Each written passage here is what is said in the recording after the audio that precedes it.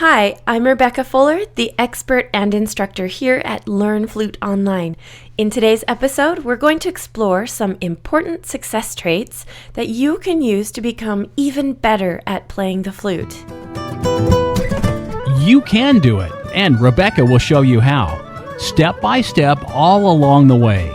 Introducing the Learn Flute Podcast.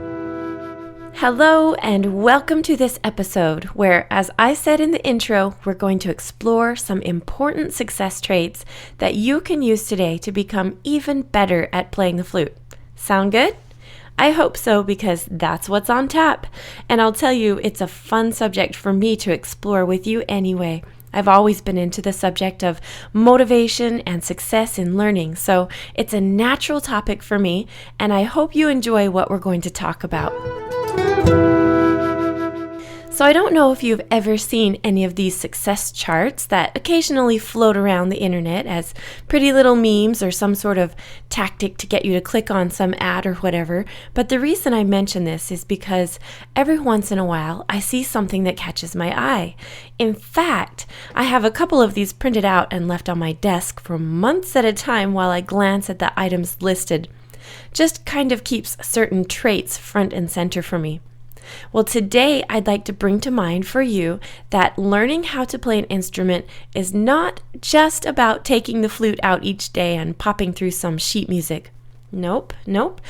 Hopefully you've either been listening to me or studying with me long enough to know that mindset has every bit as much to do with learning as the action of following through with the itemized lessons. So let's get started with this little list of things that I've compiled for us all today to help us learn what it takes to have in our personality so that we can have ready-made success daily in pretty much all of our endeavors. Here we go with number 1, which is the ability to let go and move on. What do you think about that? I think we touched on this subject a little bit in the past episode where I talked about some of my students staying stuck in their minds so much that when they make a mistake, they can't seem to even move on until they've hashed over it and beat themselves up publicly at their lesson, to the point where 30 minutes will even pass and we haven't even covered much material yet. Now, it's important to know how to recognize a mistake and how to have the ability to continue moving through a piece so that it gets put together in a form that flows. Now, I kind of wish that I brought someone in here today to talk through this list with me because I think it could be very insightful to have a full-on conversation about each one. But that's okay. If you take notes and then talk about it over dinner today with a friend or family member, that would be really quite awesome.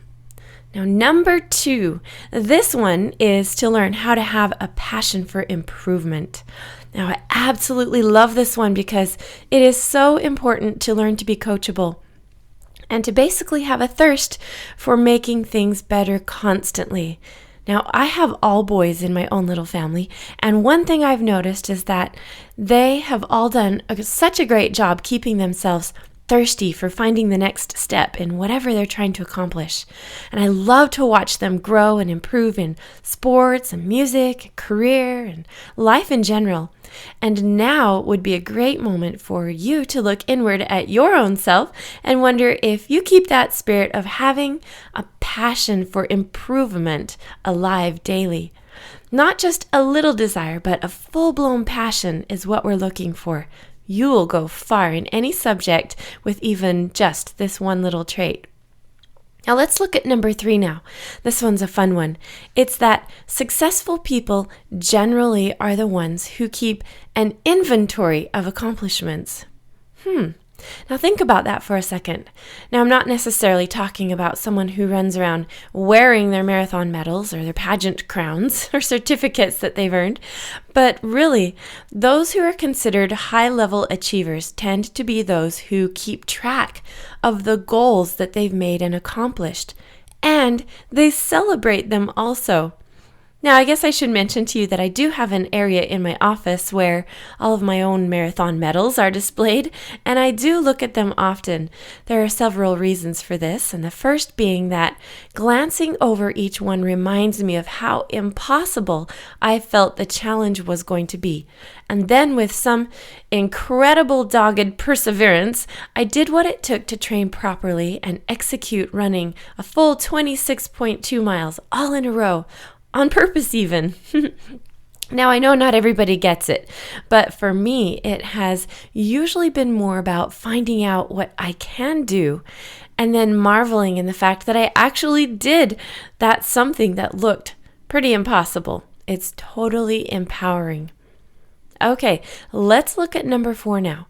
This one is that successful people are the ones taking the responsibility for getting things done. Now, I think you all know that person who's whining and complaining about everything every time you talk to them. It's exhausting, and I always have to wonder, if things are really that bad for them, why in the world don't they do something about it? I mean, we are a capable species. Honestly, if there's something out there you or I really want to do, and it looks like other humans have found a way to also get it done, then all we have to do is take responsibility to actually find the way to do it, and it will happen. Now, as far as learning to play the flute, which is obviously on your list of things to accomplish in your life, let's see how these 4 traits can be used to find success yourself. Number 1 was the ability to let go and move on. It's a higher level player who can learn to play beginning to end on a piece, and that's exactly why I've given you accompaniments to go along with each and every piece I teach you. Learn to play and perform these pieces, memorize them, and work on the keep it moving forward skill. You'll be a higher level for sure when you can do that. Now, number 2 is to keep and foster a passion for improvement. Now, we can have attention to detail as we look onward and upward. If we get stuck on a certain skill, it's okay, as long as we realize that it's the daily improvement that we're hoping for.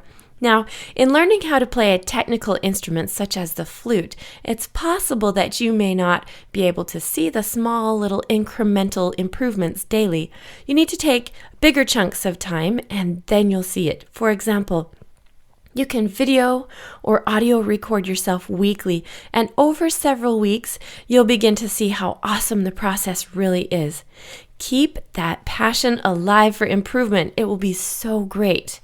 Now, number 3 is to keep your journal or notebook of assignments and successes. The way I have the lessons set up makes it so easy to go back through, almost like a checklist, and see what you've been up to. Wow. It's like a display of medals on the wall. Your badge of encouragement, if you will. Look back often and play everything you've learned and marvel at your successful skills. Now, the last one we talked about in this episode is to take responsibility for getting things done yourself. You can't just come into the lessons and watch me do it and expect that immediately you'll be able to move fluently through the pieces being taught. It's just not enough, although I wish it were.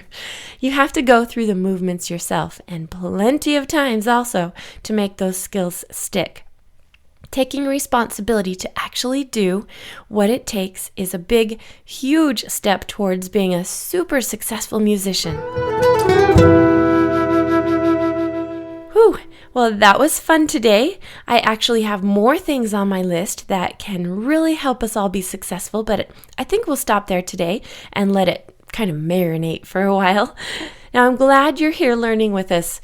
What successes will you celebrate this week? Let me know in the comment box. Let's keep it up.